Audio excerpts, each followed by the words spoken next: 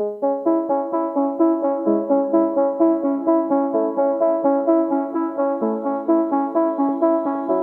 is Seasons of Discontent with your hosts Rick Snyder and Matt Combs on the Hogstye Network.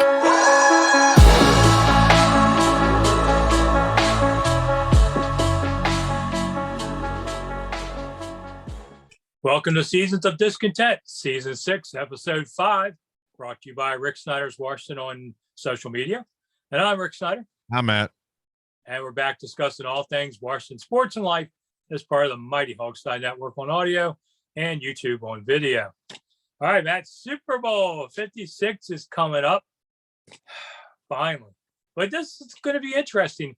If you had the Bengals come into this game a couple months ago, you win a lot of money because I didn't have them. I thought they were a nice team, but there was, I think, 2 straight playoff games. I left them for dead, and they've rallied back. I love Burrow, and I love them in this game. I'm going to go with Burrow on this one, even though I think it's Burrow versus the Rams defensive line. But notice the Rams defensive line didn't win that game against San Francisco. So I'm going to go with Burrow. I think the Bengals got a shot. One of my best friends is a Bengals fan, and I'm sorry, Aaron. I have to go with the Rams on this one. I think that the Rams are the more complete team. The Rams have a very special defense, and they've obviously made some pretty good additions to that defense over the past couple seasons. But, their offense is nothing to turn an eye to either. They have probably the best wide receiver in the game right now in Cooper Kupp. They added a guy. It's funny that Deshaun Jackson wanted to get off the team, and they brought in OBJ, and now they're in the damn Super Bowl. Like, is there a bigger dummy than Deshaun Jackson at this point? But I just think that the Rams are a more complete team, and it'll be nice for Matthew Stafford to finally prove that he's a winner in this league. Obviously, being stuck in Detroit for 12 years doesn't help that, but Rick, I'm really conflicted as a Washington Commanders fan. This Super Bowl is pretty much a contradiction of how you build a team. The Bengals obviously sucked for a lot of years.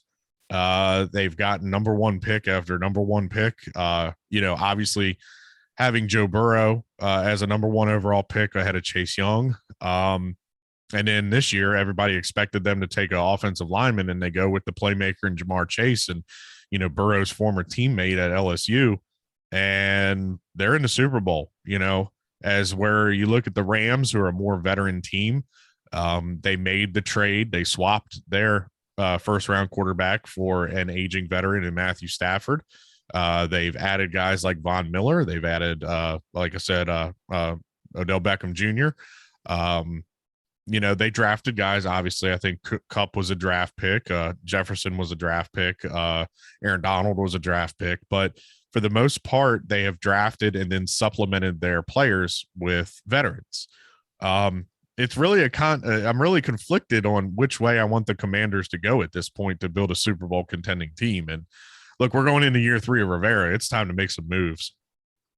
Well, we've always said you can't buy a championship, and Dan Snyder spent millions and millions of dollars proving that point. But, the Rams, they made some trades too. I mean, the Rams going short term here. Yeah. And the interesting rumor that's going around is that Sean McVay may go to TV after this. I mean, he's a young guy. And I don't know if he suspects that the team won't survive after this year and get torn apart like Tampa's going to have big problems, and so he would bolt. And if this happens, there's a gentleman's agreement from Minnesota to hire Kevin Connell, who is McVay's assistant, who's a lot like McVay. They were both here in Washington. My first impression with Kevin O'Connell when I met him was, this is Sean McVay, just a little different age. But do the Rams then make a deal and keep Connell? And the Vikings don't have anybody because it's not a formal written deal yet, because they can't sign them until after the Super Bowl. Right. So there's a lot of stuff like this going on that you wonder about. Man, it could really change things completely on so much level. And then Harbaugh's they have to pay Harbaugh twice to come over to Minnesota after this last one. But Connell was Kirk Cousins' coach in DC. Might work out for them. So there's all these things, Super Bowl week, nothing like a lot of good rumors. on there. You can't just do dumb stuff. But I like the Bengals and how they did it, and they hit on their picks. That's the key. They hit their picks right. Yeah. This Washington doesn't do that as well. After 30 years of not, I mean, let's not forget this is the team that drafted Achilles Smith and Dylan. What was the running back name? His name was Dylan, Corey Dillon or whatever. I mean, they've had some busts. Let's not anoint the Bengals, the greatest drafting team in the world. They hit this year, and it's funny. I remember everybody, including myself, always used to bag on Dan for being an owner and de facto GM. Mike Brown has not had a GM with the Bengals, I think, since he took over the team. It's him and his daughter that make the draft picks and sign the free agents. I mean, the Bengals are a complete contradiction of everything that we've been told in the NFL of how to build a team. You got to build. You got to have an owner that dictates to a GM, and the GM makes the picks and the players and hires the coaches and all this stuff. Well, no. Mike Brown does it all. And, it'll be interesting to me how Rivera and team respond. Because like I said, it's a complete contradiction. But like you said, the Rams are going to be blown up within the next 2 years because they can't pay all these guys. They can't pay a Jalen Ramsey and an Aaron Donald and a Cooper Kupp and all these massive contracts that they're going to have to pay. Tampa is going to have to go through that now. Obviously, Brady announced his retirement, but you've got a lot of guys on there that were on short-term deals for not a lot of money for a chance to play with Tom Brady and win a Super Bowl. But at the end of the day, a lot of those guys are either going to retire or they're not going to be able to afford to keep them. And, Arians has already had health problems in the past, so maybe Arians doesn't stick around much longer. But yeah, I think first and foremost for the Washington Commanders, you've got to get a quarterback. You've seen look at the teams that were in the Super Bowl or in the playoffs this year, the 7 in the AFC and the 7 in the NFC. 12 of the 14, I believe, are in the top 15 quarterbacks in the league. You look at it, aside from like Garoppolo and Tannehill, I think were the only two that weren't. But you look at Green Bay, they number 1 seed, Aaron Rodgers. Look at the Chiefs, Patrick Mahomes. Look at the 2 in the Super Bowl. Stafford has always been one of the highest rated quarterbacks on a crap team in Detroit. And then Joe Burrow, last year he happened to damage his leg, but he's been on fire all season and he was a number 1 overall draft pick. You have to spend the money and the capital on a top flight quarterback to get into the playoffs. Yeah. I mean, Burrow and the receiver, they both have shown ballers win games. Yeah. These two have quickly changed this team. And that's why Washington has to get a quarterback, or else no one's going to care about Commanders. They'll be the privates, whatever. No one's going to be saluting them. And honestly, the funny thing with Cooper Kupp is you take Cooper Kupp off that team. Is he as successful as he is? I don't think so. If you flip-flop Cooper and say Terry McLaurin, I think McLaurin would definitely have the numbers over him. But, I don't know, because Kupp did this with Goff as well. It just not to the extreme that he did this year with Stafford. And, I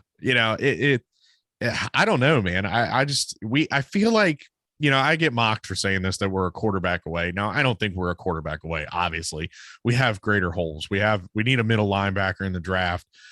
They still need to work on cornerback, but that offense, with Alex Smith and Taylor Heineke and, Dwayne Haskins for half a season, this offense has not been that inept. I know at times they fail to score points and they settle for field goals and stuff, but this offense, you put a good quarterback behind center, I think the points go up, the yardage goes up, and the ball control can go up. I mean, this team is not a quarterback away. I'm not going to say that, and like I've been accused of, but I do believe that they're a lot closer than people think. Yeah, I would say they've got a chance if they can get a decent quarterback. If you draft a guy, you got to wait at least a year, really. But if you get a veteran, then you should plug and play to a degree. I mean, they have other problems, but they could win 10 games or whatever. And I'll say this real quick before you move on. I'll say this too. Washington should be more attractive for a veteran than in the past. This is a chance for you to come in and be the face of a brand new franchise. We're just going to look at it as a brand new franchise. The new name, new jerseys, new everything. You can come in and start fresh as a fresh face of this organization. The NFC East is weak. Let's not kid ourselves here. Dallas is good. I know that. But the Eagles are on the rise. They need some pieces, but the Giants, they're poo-poo. They just fired the clown Joe Judge. Now they got another coach in there. But like take a guy like Russell Wilson, who's in the NFC West. You've got to deal with possibly the Super Bowl champion Rams. You have to deal with the team like the Cardinals, who were undefeated for 10 weeks or something like that. And then San Francisco was in the NFC Championship game. You look at a guy like Derek Carr. The Chiefs ain't going nowhere. The Chiefs are winning their 4th straight AFC Championship. Denver is the landing spot supposedly for Aaron Rodgers and Devontae Adams. Do you want to have to compete with the Broncos? Plus, they have a good defense, and then the Chargers. The Chargers have one of the best young quarterbacks in the league right now. Do you want to compete with that, or do you want to come to the NFC least? And we talked about the Rams are on a short leash for how long they can stay. The Bucs are going to have to regroup. The Packers are going to have to figure out what to do without Aaron Rodgers. Yep. Because they have his successor there. There's 3 long-time good franchises right now that could be flipped out of the playoffs in another year or so. So there's a new guard to move up. That's another thing that they brought up with the trade for Derek Carr. The Buccaneers are not going to be that good this year, so there's a possible playoff spot. Green Bay, we don't know what's going to happen with Aaron Rodgers. There's a possible playoff spot. There's room for parity in the NFC. Why wouldn't, if you're the Raiders and Derek Carr, why wouldn't you want to come to DC? Yeah. DC is the greatest. So, when they did Commanders, beforehand, they actually considered DCFC. Yes. DC Football Club. And it turns out that there's a Detroit City Football Club that had the rights. Oh, gee. That's why they couldn't get it, because of some amateur league had the thing. What Commanders were. They were the San Antonio Commanders of the defunct AAF. So that one was free to take. Right. Super Bowl over under is 50, more or less. I'm going over. I'll say the Bengals 30-27. I'll go with the Rams, and I'll take the over. I say Rams 34, Bengals 27. So you're making it by a point.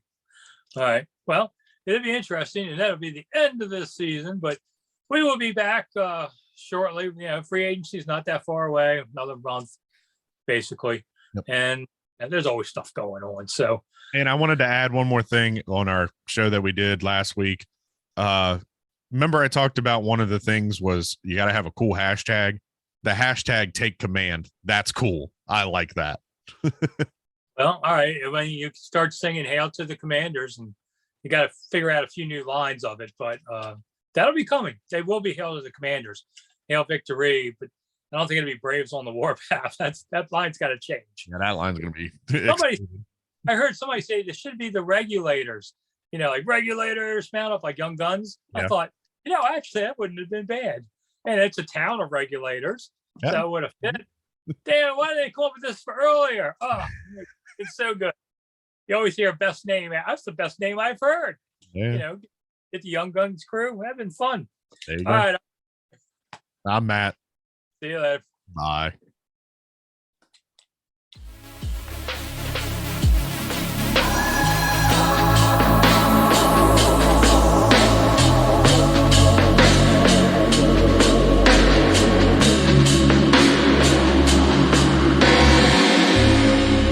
Thanks for listening to Seasons of Discontent on the Hogstye Network.